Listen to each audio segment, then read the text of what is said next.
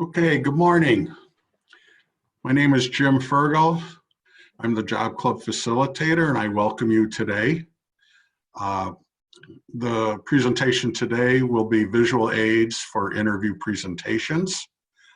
It'll be two parts. First part, we'll be talking about visual aids. We'll take a break for questions. And then the second part, I will show you how to some people have been asked to do PowerPoint presentations about themselves or about the company. I will show you how to set that up and then give you an example of someone who is very successful doing it. So I'm going to turn it over to Jennifer. And Jennifer, if you wish, you could talk about what we do here at WorkNet DuPage. Okay, can you turn on my video, Jim? Or it doesn't matter either way. Okay.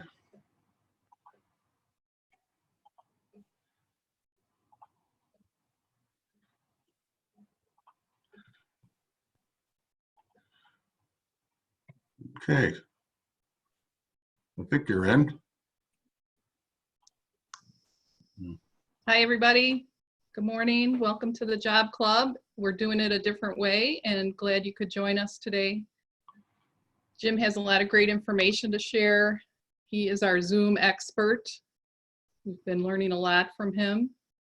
And I know you all are learning a lot of good stuff too. And I just wanted to give you a brief overview of the Workforce Innovation and Opportunity Act, which funds a lot of the programs at WorkNet DuPage. There's many aspects to the grant, which you may or may not be aware of, but we have the Virtual Job Club, which is open to the public. We will be recording this and it will be posted on our webinar page, which Amy Ulo, who's our media coordinator and all-around wizard, she is on the call as well today, and I want to give a shout out to her for all she's been doing the past several weeks. We do have a job search boot camp and a job search tips weekly for clients. So if you have not applied for WorkNet DuPage Career Center services, you can go to our website, which is at the bottom of the screen, worknetdupage.org, and you can click on the Getting Started button. If you've been laid off, we do have some special sign-up procedures for you, and I will touch on the workshop that's available each Tuesday, and you may want to attend that as well. But what you can do is get started. You will be connected with a navigator who will forward your application to be filled out, and then you will be talking and connected with a counselor, a career counselor, to help you, because everybody's situation is very different. We assess where you're at, and then we go ahead and pair you up with the right counselor so that you can move forward in your job search and potentially receive training up to $10,000. But you do have to apply to be connected to those services. So again, the boot camp is career services, which is again part of the WIOA grant that you can receive in addition possibly to training. You can also attend our Wednesday job search tips if you're part of our program. And then we also have a layoff to launch workshop that is open to the public. You can go to our website to register there. And that discusses a lot of different things that you may or may not be aware of if you've been recently laid off or furloughed. You may have a lot of questions, and hopefully that will answer many of those questions. We have partners from IDES, the state of Illinois, the unemployment benefits. There's also people who will share information about what to do with your retirement planning. There's lots of different aspects to this, healthcare coverage, there's a lot of things to think about. So hopefully we can answer your questions. So visit our website and sign up for any events. We also have other recordings of past events and workshops that may be of interest to you that you can access as well. I'll turn it back over to you, Jim. Okay, thank you. All righty, let me get out of this.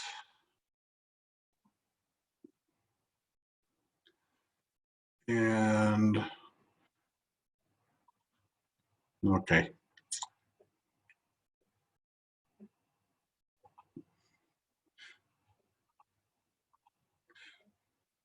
So let's start. When you're doing a presentation or, and I hear this many times from job seekers, when you go into an interview, boy, you just want those interviewers sitting at the edge of their seats, engaged. Boy, you're putting on quite a show. But this is what happens a lot of times. The interviewers are like, oh my gosh, put a drill in my forehead or something. It's just painful to sit through these. And people wonder, what's going on? And here's the reason why. You got to give them something to sink their teeth into. They're called anchors. They're called something to make you memorable. So as Morpheus, do you want to know what it is? You're probably like this guy here, right? You got that question in your head? Well, yeah, sure. What is it?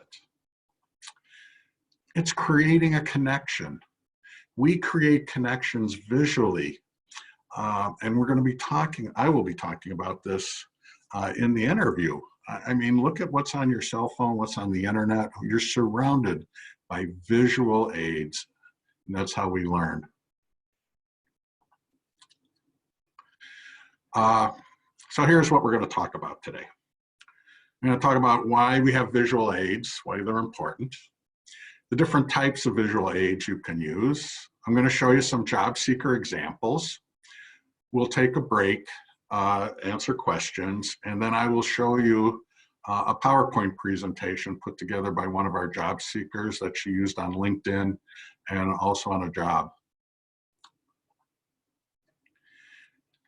Okay, now these are some interesting facts. 90% of all data was created in the last 2 years. That's from IBM. Cisco says 90% of all transmitted data is visual. 90% of business people don't effectively use visuals in business. That's from Dan Rohn. And I do have some books listed at the end, reference material. And then finally, he also found that 7 of the top 20 books for adults last year were adult coloring books. Interesting, isn't it? So 90% of all information transmitted to the brain is visual. The brain is processed to visual processing, is dedicated to that. And 60% of job seekers or people are visual learners. So this is what I'm talking about, visual storytelling. 2 weeks ago, I did a presentation about the importance of storytelling. Well, we're going to take it to a new level, the importance of visual storytelling. It's the new language of the information age. I'm sure you've seen on the Facebook the little meme where they have Egyptian hieroglyphics, and then, then we have all the emojis. It's the same thing. Our language is visual. LinkedIn, Pinterest, Facebook, infographics are big now. Look at your phone, Instagram, virtual reality. It's all visual. So let's go over storytelling. This is from the book, What Great Salespeople Do. And they were talking about, man, we just try to close, and they were finding, man, it just wasn't working. And whether you are in sales, which you all are, by the way, or job search and doing an interview, when you walk in the door, we're at the bottom of the ladder, you already are here getting the buy. I'm the best thing since sliced bread. They should just hire me. But we forgot a couple rungs in the ladder. The first thing is we got to be curious. We have to ask questions. We have to understand what the employer's need is about. You see, so questions lead to finding out their need, and you want to hear their vision. And several job seekers have told me, this one in particular, he was in information technology. He was in an interview, and he was in a panel interview with all the higher levels, and he says, so what do you want me to do in this position? And the vice president of marketing stood up and says, well, this is my baby, let me talk about it. And the vice president of marketing goes to the whiteboard and starts drawing all this stuff out. And then the job seeker says, good, here's how I can help you. You see, because now that he knows what the vision is, now he can talk about his skills and then get the fit to get the job offer. See how that works? We can't just jump to the top of the ladder. We have to go through these different steps. Now, what's interesting is what happens to the brain on storytelling. And they have done the neuroscience on all this and watched the electrodes happening between the left brain and the right brain, left brain being the analytical, the right brain being creative. We have facts, and I know big data is really big. And there's nothing worse for me than sitting in one of those financial seminars or reading a financial prospectus without a picture or two. They found that storytelling, if you explain why, engages more than factual reporting. It commands attention.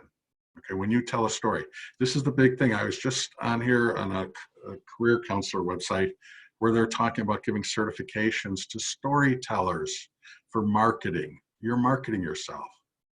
And when you tell a story about yourself, you connect emotionally.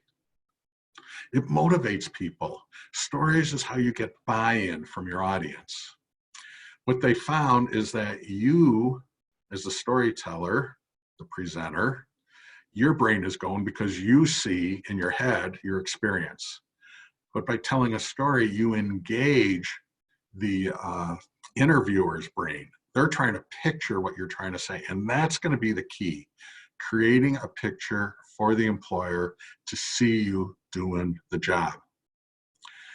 And information, pictures are more easily remembered than statistics or facts.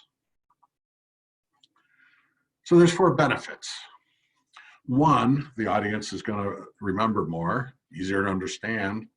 The great thing is if you're doing a sketch, if you're doing a presentation, they're not really looking at you as much as they're looking at the presentation. And also, you know, for those of you who get brain cramps every once in a while, it helps you to remember where you were at. Now, 40% of people are more likely to be persuaded if you use a visual aid. Material can be covered in 25 to 40% less time. It improves learning up to 200%. When my younger son was in high school, they told all the students to draw a line down the center of the page in their notebooks. One was for taking notes, and the other one was for doodling, because what they found was that kids were learning while they doodled. And retention improves by 38%. This is from a job seeker from several years ago. You know, it's not the interviewer who has to figure out whether you can do the job. It's you as the job seeker. You have to connect the dots for that interviewer to see you doing the job. So this is what we're going to talk about today. We're going to talk about portfolios. I'm going to show you some cover letters and resumes. You can use videos. People are doing videos of themselves. I don't have those, unfortunately. You certainly can use LinkedIn, social media, infographics. All these are possible for you to use. So you have old school, the hard copy portfolios. You can bring these in. When I sold insurance, I had to have a portfolio about the company and about me. Certainly back in the day, artists would carry their portfolios in. Now they're online.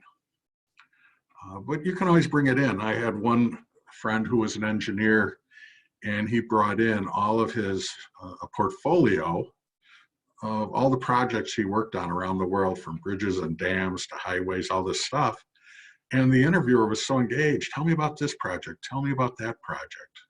You see, because now you have them asking questions about you, something that you know about, not some hypothetical, what would you do? So you want a title page, you want a table of contents, certainly your resume, little personal biography, credentials,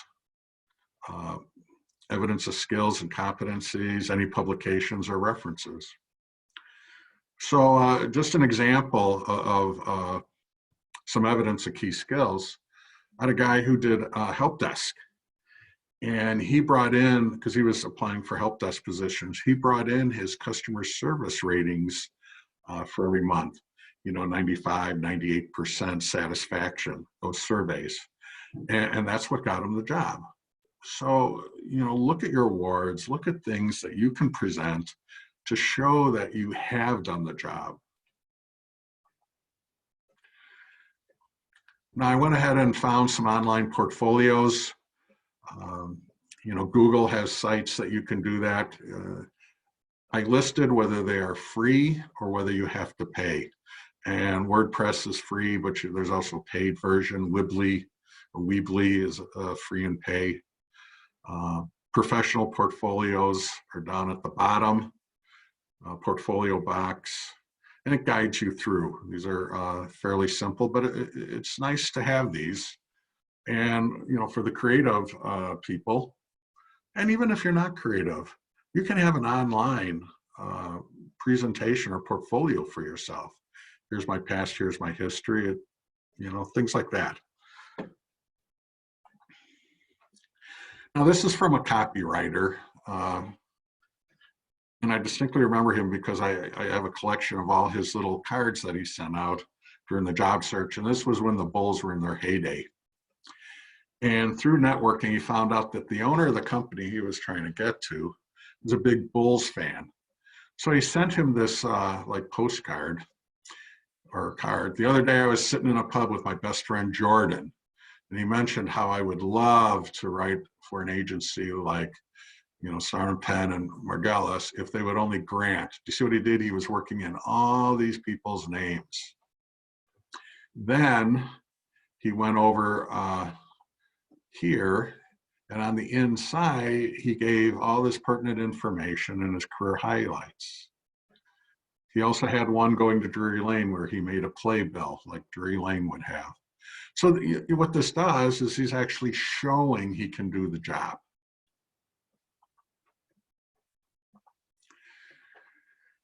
Now, this is something I learned from a career counselor, and I think it's pretty effective. You can come in with like a plastic cover sheet or part of your portfolio, or you'll actually see this again in the presentation from, her name is Serbi's presentation later. She talked about, this is if you know who you're going to be interviewing with, who's it prepared for, the logo, your name in the middle, and then you have 4 arrows pointing at your name, and these are the 4 selling points you want to communicate in the interview. So that's a nice visual that you have on top of your resume, maybe in a plastic holder, report holder that you can give to the interviewer. This is over here on the right. This is not a resume you would submit online. This is something you can bring into the interview. This gentleman would put in pictures of the equipment that he had designed, and because that was a nice visual. So that is only used when you are in front of people, or you can have that in a portfolio showing pictures of your projects. Now, this is from a job seeker, senior IT manager, who this was typical of what he would bring in to an interview. He would have his agenda, and he would put this on top of his resume, and everyone would go, well, what is that? And it was information about the company. It was who are the players, what are their names, what do they, what is the company about, some financials, questions that he planned to ask, and then he rated the culture down below. One of our job seekers got a job recently, and he talked about how the employers were amazed that he actually came in with an agenda that he wanted to present. These are all just little things you can do that set you apart from everyone else. I remember when we were interviewing for a trainer years ago, Siobhan and I in Human Resources were sitting in there. This guy comes in with nothing other than his body, slumps in the chair with his arm hanging over the back of it as if we're wasting his time. And it's just like, what'd you come here for? You know, that was automatically a rule out versus, actually, I'm going to talk about Jennifer. She came in with a folder, letters of recommendation, her resume, and some things that she had done. You know, so give them something. And if you have pictures, or, you know, you can even flip over the resume and draw a process on the back. What you're doing is leaving with them a memory of how you work. Part of you is left with them rather than just a piece of paper. So I've talked about how interviewing is storytelling. It is. It's telling about your past experiences. And stories connect us. But drawings engage, because now you have people leaning in. They want to see. So these are things you can use in the interview. My favorite pens are over here. They're 4-colored. Actually, I have 2 different types of pens that have 8 colors. And I use these in my notebooks when I'm correcting resumes, anything like that, because color attracts the eyes. And you might want to have main points, supporting points, however you want to do it. Whiteboards can be used in the interviews, and I will talk about that at the end of part 1 with Zoom. Again, do-it-yourself portfolios. This is something you can do. And actually, I had to do this internally. We were going through Lean, trying to figure out our process a few years ago, and how people came in and the different applications and the different programs and the different grants and the front desk staff. I was trying to figure out what the process was. And so what I had to do was take different, I actually started to use stickies, and I also took colored 3x5 cards and cut them into sections. And I would have different colors for different pathways, you know, project management type of stuff, Lean, to help me see better. What I also found, if I go back to the upper right, some of our processes got really complicated.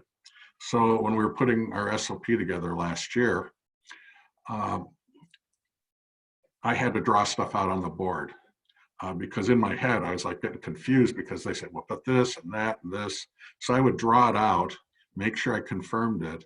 I would draw a picture of the flow, and then someone who doesn't like pictures, I had her put the narrative in to support the pictures, because then she says, well, I know how to follow these instructions. She was part of the 40% that doesn't like visuals, I guess. But anyway, you have both types of people. So, you know, you have to show in writing and by drawing to engage the whole audience. Sketching.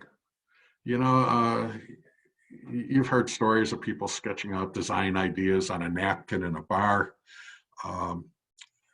I've done this with resumes. Someone's sitting with me, I don't understand what they're talking about. I flip over the resume, hand them a pen and say, show me. You know, they might have been a project manager, a coordinator, tester, something like that. And then they show me the process they went through, and then I can see. So sketching is very important because, one, it enhances the memory. Now I can see what you're talking about.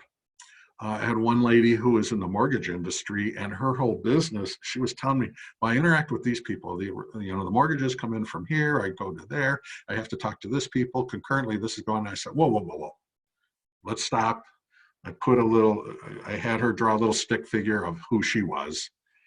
And then I had her draw like an organizational chart.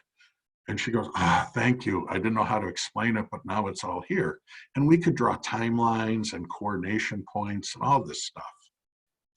It connects both visual and verbal, and it makes her memorable. See, she's in my head. I'm not going to forget her. A lot of people say, oh, I can't draw, you know, I'm not an artist, things like that. Drawing, you don't have to be an artist. It's a thinking process. You're taking it out of your head and putting it on pictures. And look at Einstein. He says, if I can't picture it, I can't understand it. And I think he's a pretty brilliant guy, so let's go with him. The basic drawing building blocks. I'm pretty sure almost everyone on this seminar right now can draw a dot, can draw a line, can put a little angle at the other side of the line and make an arrow, make a square, triangle, circle, or a blob. These are the basic shapes that you can use. If you go into PowerPoint, they're all there. You go into whiteboards, which they're all there. So you don't even have to draw it yourself. You just have to go in there, select it, and put it on the presentation. But if you want to really get creative, you can draw it yourself, because there's a book, The Artist's Way by Julia Cameron. She talks about the connection between the brain through the hand, the life force, the thinking onto the pen and making it concrete. Well, but that's just something for you to consider, because it makes it more personal to you. I'm not always a big fan of the computers. I use it now, but a lot of what I do, I draw or write ahead of time. Different pictures to explain different events. Portraits can be used to explain who or what. Picture of a building, picture of a person. You have timelines to talk about when. You can use maps for where. Why, you can use equations, you can use graphs or charts for how much, and you can use flow charts for how. All of these are available to you for the right situation. So whiteboard. I had an HR guy, manager, he was interviewing, and the senior level staff was there, and they said, okay, well, what would you do if? And he just went up to the whiteboard and sketched stuff out on there. Google has people go to the whiteboard to write stuff out. So now I'm going to have to do something here, and I want to, because my Zoom didn't work yesterday, I want to go up here and go to whiteboard and show you that up here you have select, you have text. So you have a text box, you can write text, okay? You have draw, you can make a line, here's a square. I had to practice this about 100 times yesterday. If you want to draw, let's say something like this, you can already have it filled in. Here's the colors. You can have widths of lines. You can have different colors for things. See, all cool. And the great thing is they provide you with an eraser. Hopefully. So what you could do then is, let's just say we wanted to do a process here. Okay. And I want to do problem.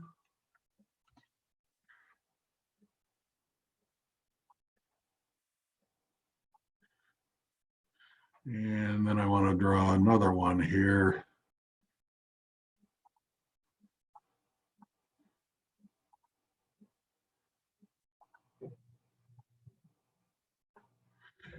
And let's see, text.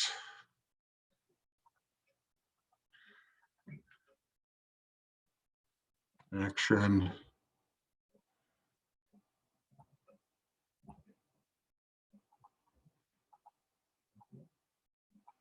Okay. And let's see, another format. Use green.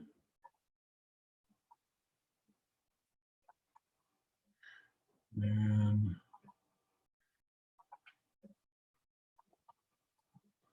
result. Oops. Okay, and you can do this in meetings or anything like that. You can draw lines.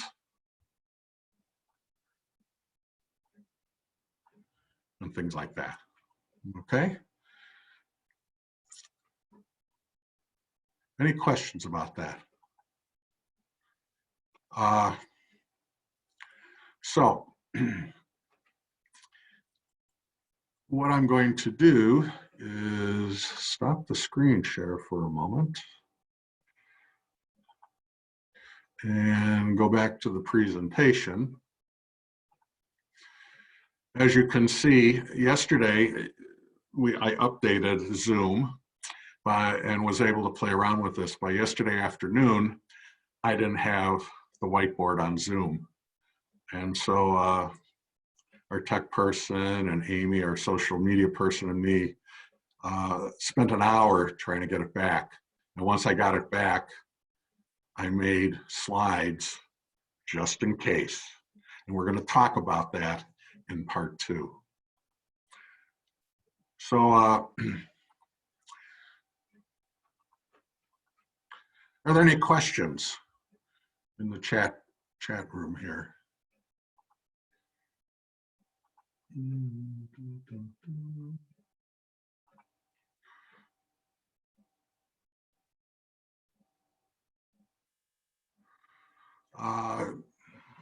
Okay.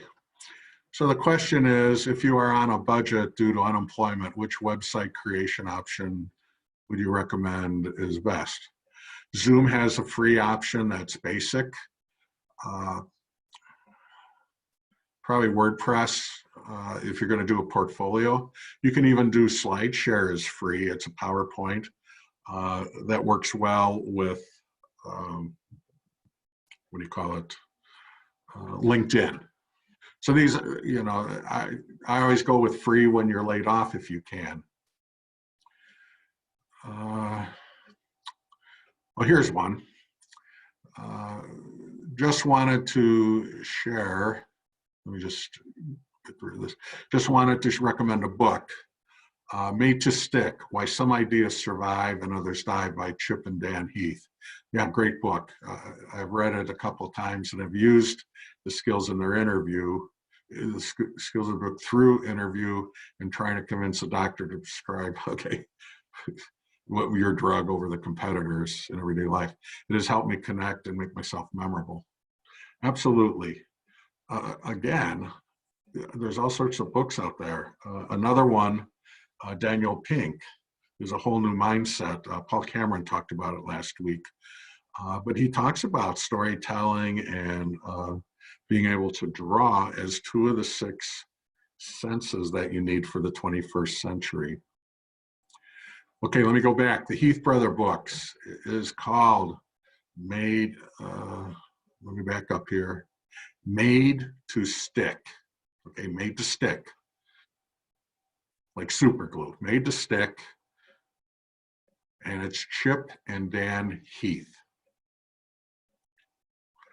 How do you present a visual aid during a virtual process? Okay. As for face-to-face, you can provide a portfolio and not be able to do it during visual. Visual aids, this is why I was showing you with Zoom, you do have a whiteboard. You can also, and I'm just assuming here because this is, in the last 4 weeks, I went from having no knowledge of Zoom to I'm stumbling my way through it. As I told my original career counselor from years ago, I'm baptism by fire. If you are in virtual, Skype also too, you can have, like I'm doing now, you can have your PowerPoint presentation up, and at the top, there's share your screen. So like I'm doing is I'm sharing you my PowerPoint presentation on the screen. So that would be the way I would do it if I was going to be in an interview. Let me show you how I do this. Or let me draw a process and draw this out. Face-to-face, you're not always able to. Also, your portfolios online. A lot of the artists, the graphic artists that I know, have their portfolio website, the personal website, as part of their resume. It could be either underneath their name, address, LinkedIn profile, in the header, or a special portfolio section in the resume. Any other questions for me? Is Google Hangouts an option also, and how does it work if we are on different platforms such as Google, Microsoft? I'm gonna be honest, I don't know. I've slowly been getting into Google. I could ask my kids right now. That's something I'd have to research and get back to you. And which Heath book did you recommend? Let's see. Can they work together? If you're applying to several different jobs, how would you suggest sharing your visual, since the audience will vary? Do you share everything, or do you tailor your portfolio? Okay. So after this question here is, do you have one standard portfolio or presentation? And I'm going to go with the adult diaper. It depends. It depends on whether they want a presentation about you or a presentation about you and what you bring to their company and how you're going to help their company. In that way, then you're going to have to custom the presentation to the company as well. And I will show you in part 2 in a few minutes here how to do that. Any questions? If not, I am going to go into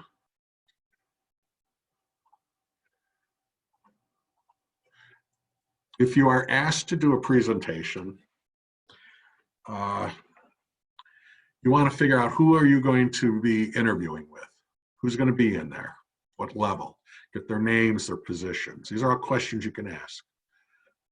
What do you know about them? This is where LinkedIn would come in, go to the company website, look about us. What are they looking for? What does the employer's need? What is the topic?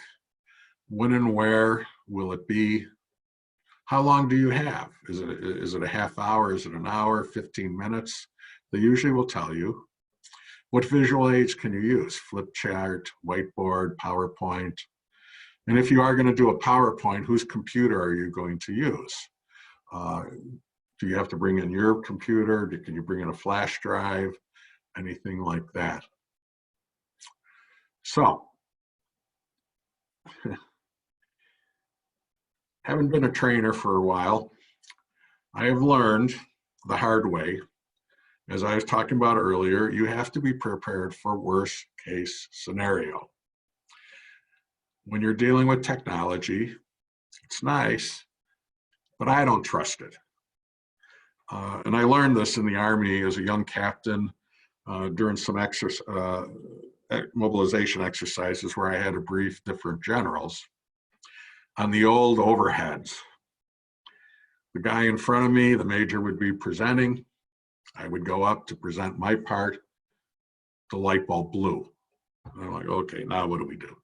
Then the people are behind the scenes trying to figure out, they flip it the other way. Oh, that light bulb was blown.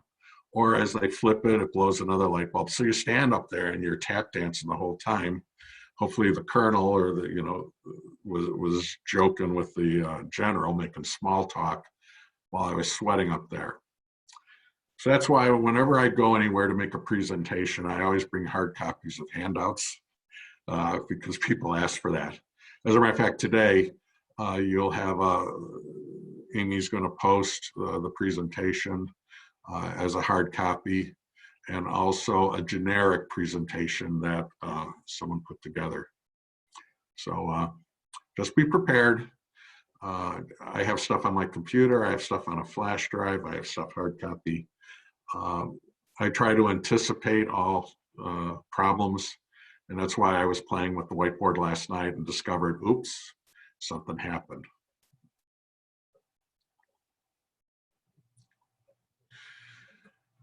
So as you're organizing for an interview presentation, okay, well, what's the message? What's the story you're trying to convey?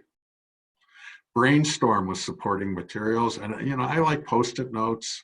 You can mind map, you can use whiteboards.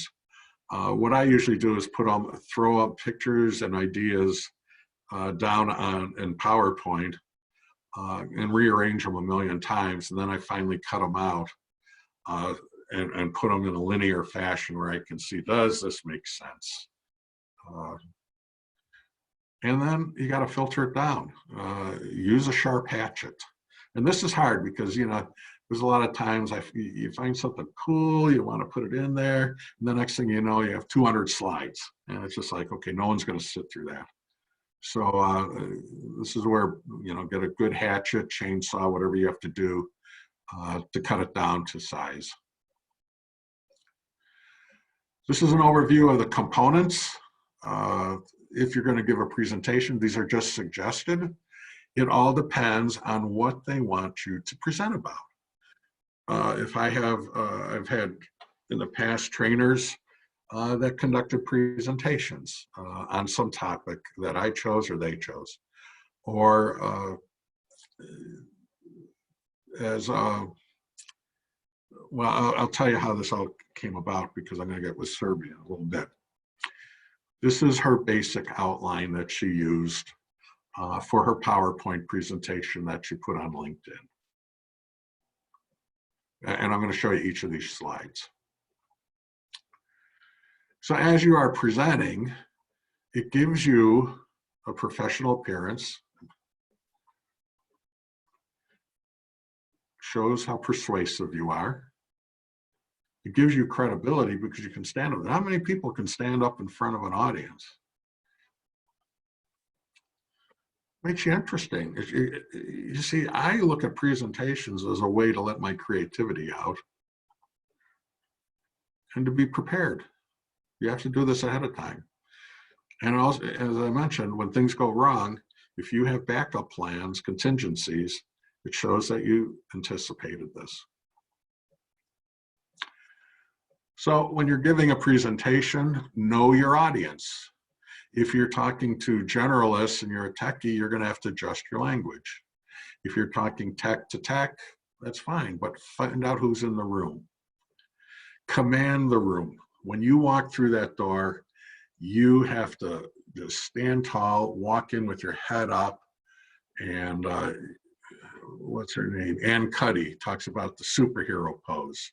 You know, where before you walk in, you stand in front of a mirror, head up, shoulders back, hands on your hip, legs spread.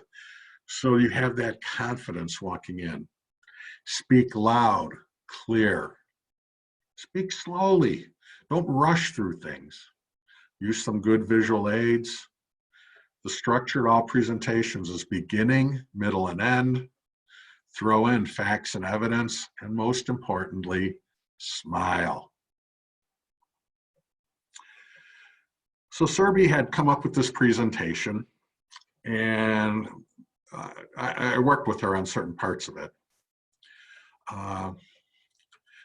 Lab informatics management system. And what I said, why don't we just show the process on your first slide?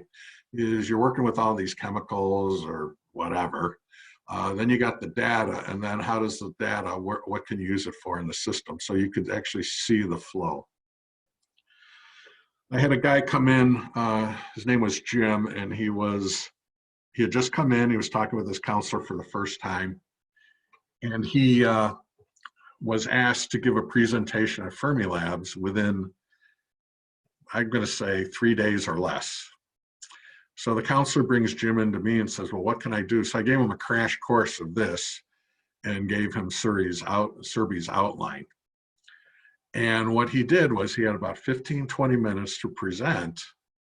And afterwards, they said, wow, that was a fantastic presentation. What he did was he had used Fermilab's logo, maybe a picture of Fermilab, and he talked about himself, talked about what he brings, and also educated on, I don't know, process engineering or something. And when the interviewers tell you at the end of your presentation, they say, wow, I learned something today. Guess what? He got the job. Now, what Serby did, and I want you, as I go through this presentation, I was given this presentation last year at the Job Club, and she happened to be talking to her counselor about completing a class or something. And I said, oh, Serby had done this. And she said, well, I'm right here. Let me talk about it. So she stood up, and what she had done was she had now made this into like a video and then put music to it and narrated throughout her whole presentation. But I'm just going to show you the components. So you have your overview. Here's what I'm going to cover today. All right. Nice, colorful graphs, and it's linear so people can see, oh, okay, this is what she's going to talk about. This is what you want to put up there. This is why you have an agenda. What she did, which I thought was nice, was she talked about the various industries and the companies that she had worked with. You know, the pharmaceutical industry, chemical, petrochemical, Underwriters Laboratories, Kraft. Okay, those are all big names that she worked in the labs. So what does that do? Whoa, okay. Then she shows her career growth here. Lab technician, analytical chemist, LIMS analyst, and now to project manager. She shows her background and her vision of where she wants to go. You know, her experience with LIMS, pharmaceuticals, all the way up, project management to being an analyst. Now, this is where we really had to drill down. She had some very general experiences up here. And what she had, let's just take the first one. It says, performed sample receiving or performed oil sample receiving. I said, well, having worked in with tanks when I was in the Army and with various vehicles, we had to do gather the oil for sampling. I said, well, how many samples were you doing? You know, time frames and things like that. So she said, well, 300 samples. I said, okay. Then we go down here to analytical, 5,000 samples. So as I was drilling it down here, HIV drugs, 100 plasma samples. Notice that she starts putting numbers throughout here, and that's what's key. Because it was generalities before, but once we drilled down to getting specifics, which goes back to problem, action, result, the stories, but you have numbers ingrained in the graphics, so now people remember. And we can see over here on the left, each company, what you did at each company. Shows you the process as a LIMS end user, the batch review, sample results, enter results, receive, you know, create, all this stuff. Shows Lab Vantage, you know, the process. You know, for whatever you're going for, you can do this. What's nice about this is I do have a generic presentation that Jim made of this that we'll post on our website. He had never used PowerPoint. He did this in like 2 days. So you can do it. It doesn't have to be all flash, but just show enough to get the point across. Throw in graphics here and there. Here, LIM requirements. Okay, how does it work? Notice the use of color. Color is very important. It gets people's attention. Remember seeing this earlier? Here are her 4 points of project management. time and scope, risk and issue, okay? Here's her skill sets, which I liked. It was very linear. You know, shows the process, Microsoft project, SharePoint, Visio, Word, everything, you know, all the software she knows, describing herself, transferable skills, documentation, and different training. Her professional development are her certifications that she has taken. Agile Scrum is, she came through us to get that. And I think Lean Six Sigma. She also put what her expectations were. If they're asking about her, you know, I want to add value through process. Career advancement. Now I know some of you are going to say, well, if I put career advancement out there, you know, it's going to be, it could rule you out and things like that. But this was on her LinkedIn. So if recruiters ran across this and looked at it, you know, they say, oh, okay, she wants career advancement or something like that. Of course, long-term job stability, that's like a mirage, but that's what we all hope for, as well as cross-training.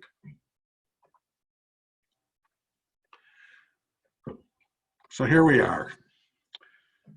You can, hopefully your audience, and I'm hoping you're not like this, is it over yet? Because this is where I want you at. And this is where you want the interviewers, that at the end of your presentation, you're like Jim, where the interviewer says, wow, that was a great presentation. I learned some things that I didn't know before about process management or whatever.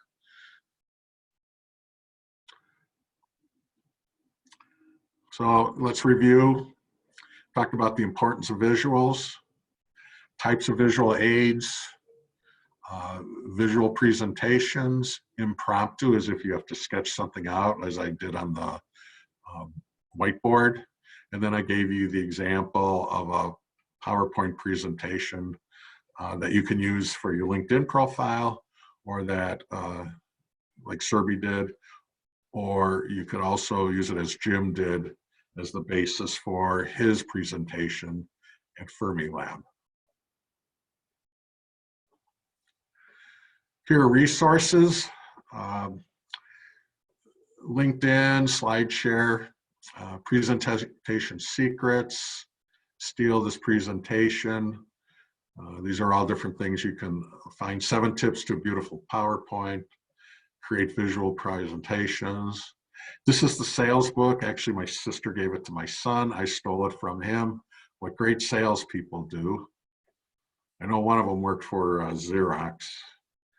And Resonate, Nancy Durarty.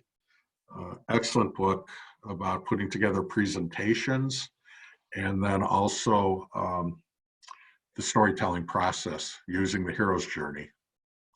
Draw to Win by Dan Rome. Good little book about sketching what the main stories are that you can use. And then here's some websites to get some ideas. Presentation Magazine and businessballs.com. So there's all sorts of nice resources out there that are for free, or your library, if and when it ever opens. Now, if you've attended, I'm going to, you can let your counselor know. This is the code that if you have a counselor with us, just tell them actually you're going to have, we'll tell the counselors you've attended, but you can tell them this is the code WDD 302. That shows that you attended the presentation today. And what do we have coming up? Next week, we have Don't Get Slammed by Job Scams by Jennifer. Jennifer, you want to talk about that? Sure, it's going to be an updated version for our COVID-19 pandemic times, because people are very creative and they are doing a lot of different scams. And I'm just going to focus on job and employment scams. There's many, many scams out there, and I would just say in advance. If you're getting a lot of weird calls, emails, just verify who you're speaking with. Go ahead and call the bank directly. Call the organization that's reaching out to you and just verify in all cases who you're speaking with before you give any private information to anyone. So I'll update.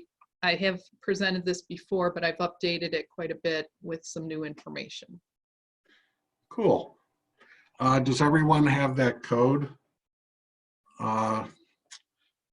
WDD 302. Okay. WDD 302.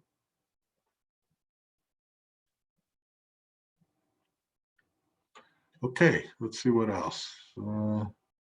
Oh, I'm sorry. Some good comments in here. Jim, what do you think about creating an introductory video on your personal LinkedIn? Sure, absolutely. You can have an introductory video. Just make sure you have good lighting. Make sure you can record it several times. As a matter of fact, you can record these presentations in PowerPoint and re-record it. Listen to yourself, because a lot of times you just stumble and you have to redo it. Back in 2008, 9, 10, a lot of the salespeople were making little videos of themselves doing presentations. Are the graphics shown in PowerPoint? Well, some are. Your basic PowerPoint is your squares, circles, lines, things like that. The pictures I found on, I would just Google images, find books or animation, GIFs. If you are copying animation, you need to save the animation as a file. Don't copy it into your presentation, otherwise it doesn't work. So you have to save it into a file, go into insert picture, then you put that picture in, and then like the thing here is the book is, or the phone is flipping pages. I'm sorry, gosh, I'm sorry, I'm trying to get down in the box here. Let's see. Additional resources, LinkedIn Learning, great, thank you, Jennifer. Lynda.com at your local library to upskill. Possibly if you, I don't know what the status of libraries are, but I know with a library card you could access certain like Lynda or databases like A to Z or Reference USA. We got the code. Okay. What are preferred job boards? I don't know. The thing with job boards is that you're competing with everyone now. And Ask the Headhunter had a really nice article. AskTheHeadhunter.com talks about people are going to be flooding companies if they aren't already when these lockdowns are lifted. So there's a nice book, I'm going to repeat this several times, The 2-Hour Job Search by Steve Dalton. The 2-Hour Job Search by Steve Dalton. And he talks about identifying between 30 or 40 companies, finding contacts at those companies, and targeting specific companies that you want to work at. When you're going to job boards, you're in a reactive mode, and 7 billion people across the world have it, access to the internet, potentially. Especially now that everyone's locked at home, everyone's on the internet looking for jobs. But if you can target companies, because companies are going to hire internally first, then they ask their current employees, do you know anyone? That's how my younger son got my older son into his company. is the jobs were never advertised. They just said, hey, we need some people for this or that. Who do you recommend? Do you have family, friends? And that's how it's done. And that's where you want to be because your competition is less. But if you go to job boards, certainly if you're on IT, you got DICE, Career Builder and all this, they're out there. There's some that jobfinda.com. There's all sorts of boards out there. There's not anyone in specific. Indeed, certainly between Indeed and DICE probably are the two biggest. Let me see here. Any more messages?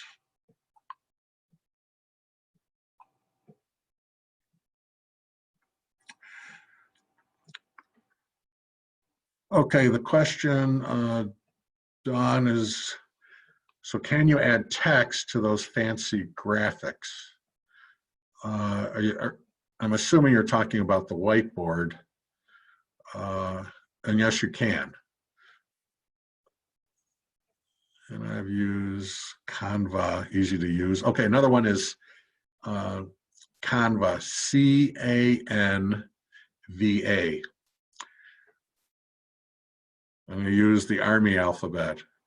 Charlie, Alpha, November, Victor, Alpha. C-A-N-V-A.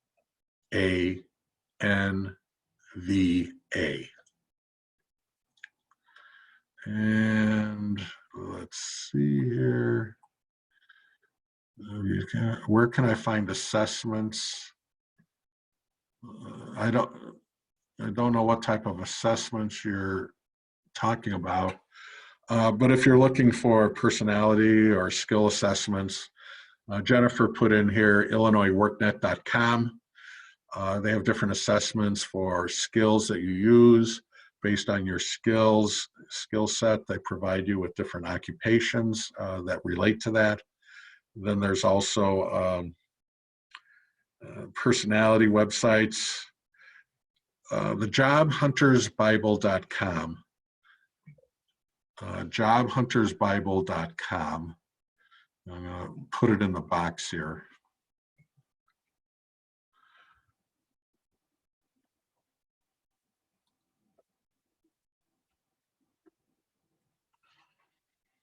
Jobhuntersbible.com is actually the website for what color's your parachute. And in there you will find a section for assessments and personality assessments and tests and stuff like that. There are some free things out there. Take advantage of free. The personality assessments, use them as a guide. They're not going to predict 100% that this is the job you would have. A lot of the assessment is knowing you, knowing what work environments you work best in, and then what type of people you work best with. They have found that certain personality types gravitate towards certain occupations. And the more that you understand your personality type and the type of organization or the personality of the organization, the greater job success and job satisfaction. Let's see. Let me just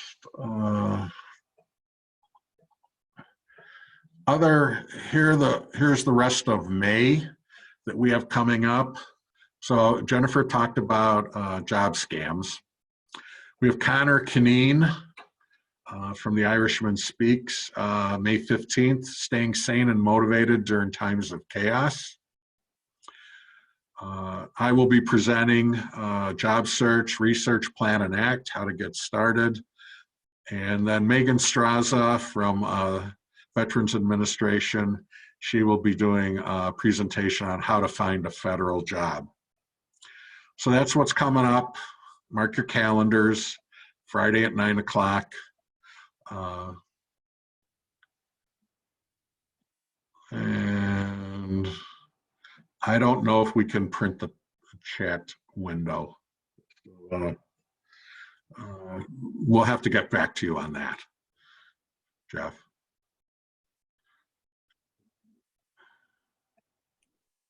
Actually, I think they can record the chat to, there's, if they open up the Zoom webinar chat, they may see the 3 floating dots.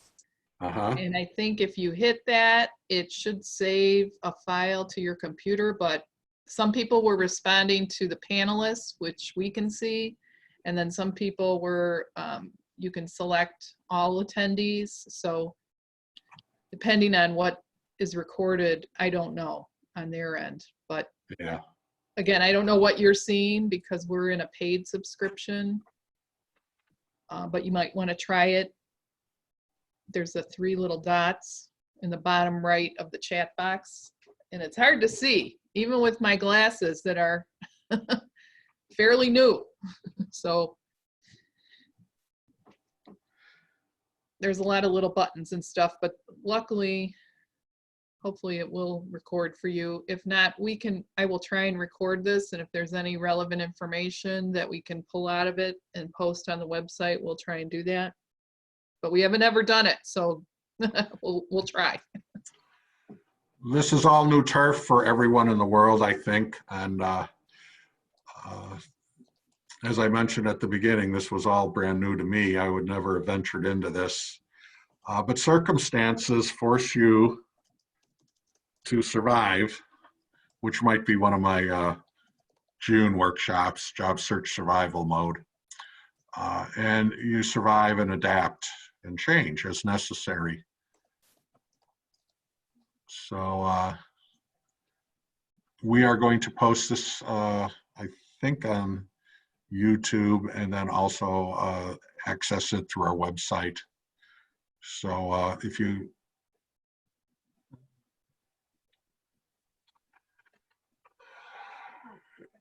where and what Amy, would you like to talk about where on the website we can find the slides of this presentation? Sure. So that's worknetdupage.org/webinars. And I'm happy to email everyone after this with a link so you can have easy access to all of the Job Club replays. And then I also sent you the PDFs, right? If they want the individual, the paper copy. Correct. That'll also be up later today. Okay. Yeah, see, I plan for all events. Anything else before we sign out?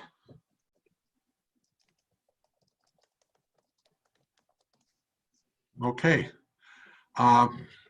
You know where to find me. I got my email down there, jfergal@worknetdupage.org. You have our website, worknetdupage.org. If you're new to the unemployment process, please go into our website. We have applications on there for you to fill out, especially if you've been laid off from COVID. We have the layoff to work, layoff to learn workshop, I guess, every Tuesday. And those of you who do have career counselors through us, I am also starting a Wednesday job search tips. Just mini, it's the boot camp broken down. So if you haven't applied and got an application in, please do so because we are grant funded and you do have to qualify. The virtual job club is open to the public, and again, it'll be every Friday as long as we're virtual. When we come back to reality, whenever that will be, I usually do it on the second and last Fridays. But in the virtual world, which I think I will be for now, Fridays at 9 o'clock. Okay.